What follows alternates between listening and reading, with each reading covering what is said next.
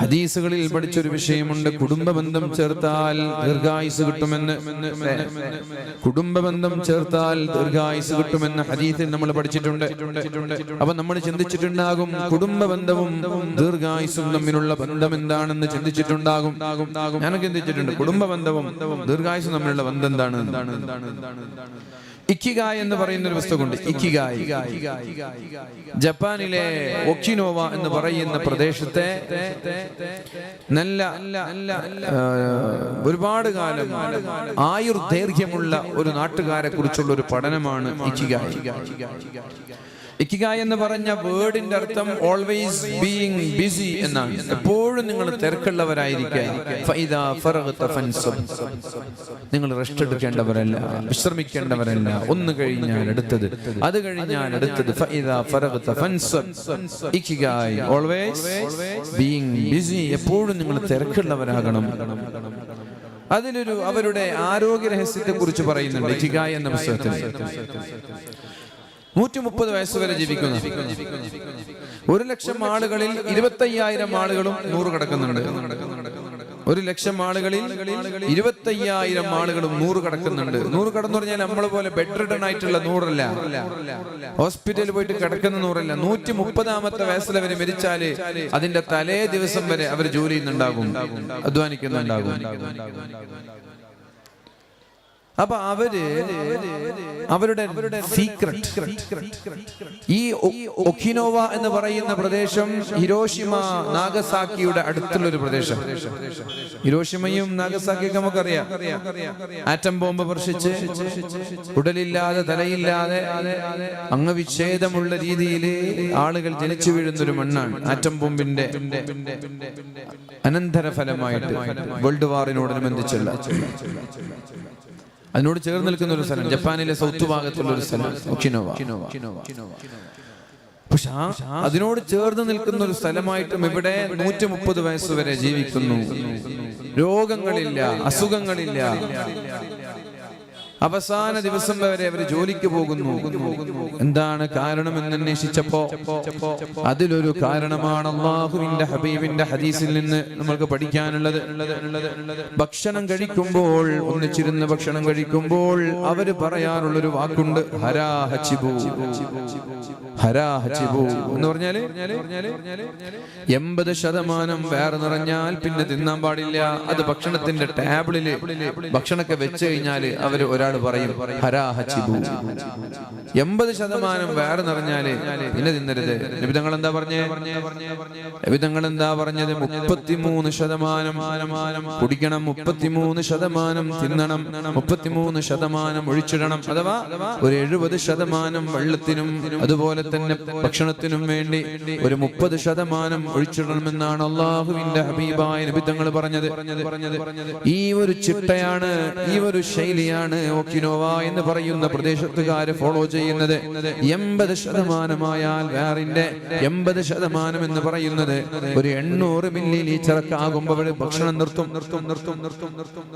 പിന്നെ കഴിക്കൂല. എപ്പോഴും ഒരു 20% വേറെ കാലിയായിരിക്കും. അതുകൊണ്ട് തന്നെ അവർക്ക് വേറില്ല, ചാടിയ വേറില്ല അവർക്കാർക്കും.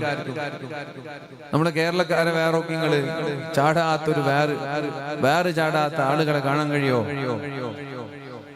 വേറെ ചാടാത്ത ആരെങ്കിലും ഉണ്ടോ നമ്മുടെ നാട്ടിലൊക്കെ? അതെന്തുകൊണ്ടാ ചാടുന്നത്? ബലൂൺ, നമ്മൾ ഊതി വീർപ്പിക്കുന്ന ബലൂൺ, അതിനൊരു കപ്പാസിറ്റി ഉണ്ട് ഇത്ര എന്നുള്ളത്. അതിനപ്പുറം ഊതുമ്പോൾ വലുതാകും, പിന്നെ കുറച്ച് വലുതാകും, അവസാനം പൊട്ടിപ്പോകും. അതേപോലെ ഇതൊരു എലാസ്റ്റിക് ആണ്. നമ്മുടെ ആമാശയം എന്ന് പറയുന്നത് എലാസ്റ്റിക് ആണ്. ഇത് കഴിക്കുന്നതിനനുസരിച്ച് വലുതാവും, ഭക്ഷണം നിയന്ത്രിക്കുന്നതിനനുസരിച്ച് ചുരുങ്ങും. പക്ഷെ കുറെ കാലം കഴിച്ച് വലുതാക്കി വേറെ 1 ദിവസം 2 ദിവസം ഭക്ഷണം കൺട്രോൾ, 1 മാസം നോമ്പെടുത്തത് കൊണ്ട് എന്താവൂല, കുറയൂല. അത്രയും ടൈം പിടിക്കും കുറക്കാൻ. ഭക്ഷണം നിയന്ത്രിച്ച് കുറക്കാൻ നല്ലൊരു സമയം പിടിക്കും. അപ്പൊ അതിന്റെ കൂടെ ഹാർഡ് വർക്ക്, എക്സസൈസ്, പിന്നെ നമ്മുടെ ആപ്സിന് വേണ്ടിയിട്ടുള്ള എല്ലാ വർക്കൗട്ടുകളൊക്കെ നിരന്തരമായി നന്നായി ഹാർഡ് വർക്ക് ചെയ്താൽ ചിലപ്പോൾ 6 മാസം കൊണ്ടൊക്കെ നമുക്ക് ഓർക്കാൻ പറ്റും വിത്ത് ഡയറ്റിംഗ്. അല്ലാതെ നമ്മള് 5, 6 പത്തിരി തിന്നുന്ന ആളുകള് 6 എന്നുള്ളത് 4 ആക്കി കുറച്ചു കാലം, പിന്നെ കുറച്ച് കഴിയുമ്പോൾ 2 ആക്കി, അങ്ങനൊക്കെ കൺട്രോൾ ചെയ്ത് വന്നാല് ചുരുങ്ങും വേറെ. പക്ഷെ എത്ര സമയം പിടിക്കും? കുറെ സമയം പിടിക്കും, നല്ല സമയം പിടിക്കും. കാരണം നമ്മളിത് ജന്മന വേറുള്ളവരായിട്ട് ആരും ജനിക്കുന്നില്ല. നമ്മൾ കുറെ കാലം കൊണ്ട് ഉണ്ടാക്കിയതാണ് ഈ വേറെ. 25 വയസ്സുള്ള ആൾ 25 വർഷം കൊണ്ട് ഉണ്ടാക്കിയതാണ്. ആ വേറെ ഒറ്റടിക്ക് ഇങ്ങനെ കുറഞ്ഞു വരില്ല. നമ്മൾക്ക് വിചാരിച്ചാൽ പെട്ടെന്ന് കുറക്കാൻ പറ്റും. പക്ഷെ വേറെ കുറയുന്നതോ കുറയാത്തതോ അല്ല വിഷയം. ഭക്ഷണം അമിതമായി കഴിച്ചാൽ നമ്മൾ രോഗിയാകും, അതാണ് വിഷയം. ഭക്ഷണം അമിതമായി കഴിക്കുമ്പോഴാണ് നമ്മൾ രോഗിയായി മാറുന്നത്. അതുകൊണ്ട് അല്ലാഹുവിന്റെ ഹബീബിന്റെ പാത നമ്മൾ പിൻപറ്റണം. കുലൂ വശ്റബൂ വലാ തുസ്രിഫൂ, നിങ്ങൾ തിന്നണം, നിങ്ങൾ കുടിക്കണം. വലാ തുസ്രിഫൂ, നിങ്ങൾ അമിതമായി തിന്നരുത്, അമിതമായി കുടിക്കുകയും ചെയ്യരുത്. നോക്കൂ, നിങ്ങൾ അല്ലാഹുവിന്റെ ഹബീബായ മുഹമ്മദുർ റസൂലുള്ളാഹി സ്വല്ലല്ലാഹു അലൈഹി വസല്ലമ തങ്ങൾ പരിശുദ്ധ ഖുർആനിലൂടെ പറഞ്ഞത് സൂറത്തുർ റൂമിലെ 41ാമത്തെ ആയത്താണിത്. ലഹറൽ ഫസാദു ഫിൽ ബർരി വൽ ബഹരി ബിമാ കസബത് ഐദിൻ നാസ്, കടലിലും കരയിലും പ്രശ്നങ്ങൾ ഉണ്ടായത് വെറുതെ ഉണ്ടായതല്ല, മനുഷ്യൻ ചോദിച്ചു വാങ്ങിയതാണ്. ബിമാ കസബത് ഐദിൻ നാസ്. എന്താ ബിമാ കസബത് ഐദിൻ നാസ് എന്ന് പറഞ്ഞാല്? മനുഷ്യൻ ചോദിച്ചു വാങ്ങിയതാണ്.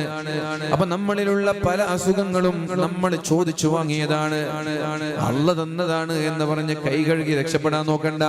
പല അസുഖങ്ങളും നമ്മൾ ചോദിച്ചു വാങ്ങിയതാണ്. അള്ളാഹു പറഞ്ഞിട്ടുണ്ട്, ഇങ്ങനെ ജീവിച്ചാൽ നരകത്തിൽ പോകുമെന്ന്. നരകത്തിലേക്ക് നമ്മൾ വീണാൽ അള്ളാഹു കുറ്റം പറയാൻ പറ്റോ? നമ്മൾ കള്ളു കുടിച്ചു നടക്കുന്നു, കഞ്ചാവ് അടിച്ചു നടക്കുന്നു, വ്യഭിചരിച്ചു നടക്കുന്നു, എന്നിട്ട് നമ്മൾ നരകത്തിലേക്ക് വീണാൽ അള്ളാഹുവിനെ കുറ്റം പറയാൻ പറ്റോ? നമ്മളോട് പറഞ്ഞില്ലേ പോവരുത്, തെറ്റ് ചെയ്യരുത്, നമ്മൾ കേട്ടില്ല, നമ്മൾ നരകത്തിൽ വീണു. അതേപോലെയാണ് നമ്മുടെ അസുഖങ്ങളും, അതേപോലെയാണ്. അസുഖം ഉണ്ടായാൽ ഇതൊക്കെ റബ്ബ് തന്നതാണ് എന്ന് പറഞ്ഞ് കൈ കഴുകരുത്. റബ്ബ് പറഞ്ഞു എങ്ങനെ തിന്നണം, എങ്ങനെ കുടിക്കണം, എങ്ങനെ ജീവിക്കണം, എങ്ങനെ ഉറങ്ങണം, എല്ലാം അല്ലാഹു തആല പറഞ്ഞിട്ടുണ്ട്. അപ്പോ അതിന് വിരുദ്ധമായി തിന്നുമ്പോഴാണ്, കുടിക്കുമ്പോഴാണ് നമ്മൾ രോഗിയായി മാറുന്നത്. നമ്മളാണ് അതിന്റെ ഉത്തരവാദി. ബിമാ കസബത് ഐദിൻ നാസ്, നമ്മുടെ കരങ്ങളാണ് നമ്മെ രോഗിയാക്കി മാറ്റുന്നത്. ليذيقهم بعض الذي عملوا لعلهم يرجعون. നിങ്ങൾ ചെയ്തതിന് പകരം അല്ലാഹു നമ്മൾക്ക് തരികയാണ്. നമ്മൾ ചെയ്തത് നമ്മളെ കൊണ്ട് അനുഭവിപ്പിക്കുകയാണ്. ഇപ്പൊ ഷുഗർ വെറുതെ വരുന്നതല്ല. ഷുഗർ ചില ആളുകൾക്ക് പാരമ്പര്യമായിട്ട് വരും. അപ്പൊ പാരമ്പര്യമായിട്ട് ഷുഗർ വരും എന്നൊരാൾക്ക് അറിഞ്ഞാൽ എന്താ ചെയ്യേണ്ടത്? ഉപ്പയ്ക്ക് ഷുഗർ ഉണ്ട്, ഉമ്മയ്ക്ക് ഷുഗർ ഉണ്ട്. അപ്പൊ എന്താ ചെയ്യേണ്ടത്? ചെറുപ്പത്തിലെ ഷുഗർ കൺട്രോൾ ചെയ്യണം. അറ്റ്ലീസ്റ്റ് ഈ ഷുഗർ കൊണ്ട് കഷ്ടപ്പെടുന്ന പാരന്റ്സ് എങ്കിലും, ഞാൻ എന്തായാലും ഷുഗർ കൊണ്ട് കഷ്ടപ്പെടാണ്, എന്റെ മക്കളെങ്കിലും രക്ഷപ്പെട്ടോട്ടെ എന്ന് വിചാരിക്കണ്ടേ? ലോകത്ത് ഏറ്റവും അപകടം പിടിച്ച അസുഖം ഷുഗർ. ഓരോ ആളുകൾക്ക് ഓരോ അസുഖം പറയാനുണ്ടാവും. ഞാൻ മനസ്സിലാക്കിയെടുത്തോളം ഏറ്റവും ഡേഞ്ചറസ് ആണ് ഷുഗർ എന്ന് പറഞ്ഞാൽ. എല്ലാ രോഗത്തിന്റെയും നേതാവ് ഷുഗർ. ഷുഗർ കുറച്ച് സങ്കീർണമായി കഴിഞ്ഞാൽ ഡേഞ്ചർ തന്നെ. കാല് മുറിക്കണം, കൈ മുറിക്കണം, മുറിയായാൽ അറിയില്ല, ചെരുപ്പിട്ടത് അറിയില്ല, ചില മുഴകൾ ഇങ്ങനെ വരും, കിഡ്നി വീക്കാകും, ഞരമ്പ് വീക്കാകും, കണ്ണിന്റെ കാഴ്ചശക്തി പോകും. എന്തൊക്കെയാണ് അതിന്റെ ദൂഷ്യഫലങ്ങൾ ഷുഗറിന്റെ? കാണുമ്പോ എല്ലാവർക്കും ഇത് കെട്ടപ്പാണ്, പൈസക്കാരന്റെ അസുഖമാണ് ഷുഗർ എന്നാ പറയാ. പണ്ട് ഇപ്പല്ല, പണ്ട് പണക്കാർക്ക് മാത്രമുള്ള അസുഖം ഷുഗർ, ഇപ്പൊ ഇല്ല. അപ്പൊ ഒരാള് പാരമ്പര്യമായിട്ട് ഒരാൾക്ക് ഉമ്മയ്ക്ക് ഷുഗർ ഉണ്ട് എന്ന് പറഞ്ഞാൽ മക്കൾ ഓട്ടോമാറ്റിക്കലി ഷുഗർ കൺട്രോൾ ചെയ്യണം. ചെറുപ്പത്തിലെ ഒരു ഉമ്മാക്കുണ്ട്, എനിക്ക് വരാൻ സാധ്യതയുണ്ട്, ഷുഗർ നിയന്ത്രിക്കണം. എല്ലാ അസുഖങ്ങളും അങ്ങനെ തന്നെ. അല്ലെങ്കിലും ഷുഗർ മധുരം പ്രശ്നമില്ല, പഞ്ചസാരയാണ് പ്രശ്നം. വൈറ്റ് പോയിസൺ എന്നാണ് പഞ്ചസാര പറയാ. വൈറ്റ് പോയിസൺ, വെളുത്ത വിഷം. വിഷം കുടിച്ചാൽ ഉടനെ മരിക്കും. പഞ്ചസാര കഴിച്ചാൽ ഇഞ്ചിൻ ചായും വരും. സിഗരറ്റ് വലിക്കുന്ന ആളുകളെ കുറിച്ച് പറയില്ല, ഇഞ്ചിൻ ചായും വരിക്കും. കോളയിലെ ഷുഗറിനെ വെല്ലുന്ന അപകടകാരിയാണ് സോഫ്റ്റ് ഡ്രിങ്കുകള്, കേക്കുകള്, ബേക്കറികള്. അപ്പൊ ഇതൊക്കെ എന്തിനാ നിയന്ത്രിക്കണം എന്ന് പറയുന്നത്? അത് ദീനിന്റെ ഭാഗമാണ്. നിയന്ത്രിക്കല് ദീനിന്റെ ഭാഗമാണ്. സിഗരറ്റ് വലിക്കല് നിയന്ത്രിക്കല് ദീനിന്റെ ഭാഗമാണെങ്കിൽ ഇതും നിയന്ത്രിക്കല് ദീനിന്റെ ഭാഗമാണ്.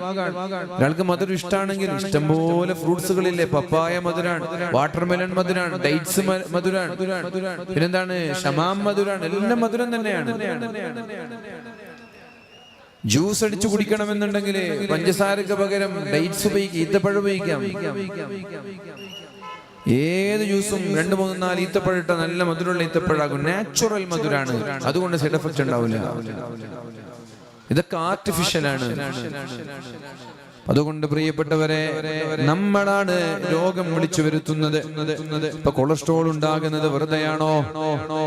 എല്ലാവർക്കും ജന്മനായ എല്ലാം നോർമലാണ്. യൂറിക് ആസിഡ് നോർമലാണ്. പക്ഷേ വ്യായാമമില്ലാതെ, അധ്വാനമില്ലാതെ, വർക്കൗട്ട് ഇല്ലാതെ നന്നായി ബീഫും ധാന്യമണികളും എല്ലാം നമ്മൾ കഴിക്കുമ്പോ നമ്മൾക്ക് അതിന്റെ ക്വാണ്ടിറ്റി കൂടിയാൽ ഉടനെ യൂറിക് ആസിഡ് ഉണ്ടാകുന്നു. അത് ലക്ഷണമാണ് നിന്റെ ഭക്ഷണം കൂടുതലായിട്ടുണ്ട്. കൊളസ്ട്രോൾ ഉണ്ടാകുന്നത്, ഫാറ്റി ലിവർ ഉണ്ടാകുന്നത് വ്യായാമമില്ലാതെ നീ ഒരുപാട് തിന്നുന്നു എന്നതിന്റെ ലക്ഷണമാണ്. ആദ്യം ഫസ്റ്റ് സ്റ്റേജ് ആണ്, പിന്നത് സെക്കൻഡ് സ്റ്റേജ് ആയി, പിന്നത് സിറോസിസ് ആയി, മൂന്നാമത്തത് അത് ക്യാൻസറിലേക്ക്, 4ാമത്തെ സ്റ്റേജ് ക്യാൻസറിലേക്കാണ്. ഫാറ്റി ലിവർ ചില ഡോക്ടർമാർ പറയും ഇതൊക്കെ എല്ലാവർക്കും ഉള്ള അസുഖമാണ്, 2 ടാബ്ലറ്റ് കഴിച്ചാൽ മതി. ടാബ്ലറ്റ് കഴിച്ചിട്ടല്ല നിയന്ത്രിക്കേണ്ടത്, ഭക്ഷണം നിയന്ത്രിച്ചതിനെ കൺട്രോൾ ചെയ്യണം. ടാബ്ലറ്റ് ഒന്ന് കഴിക്കുമ്പോൾ വേറൊന്നിന് ദൂഷ്യഫലങ്ങൾ ഉണ്ടാവും.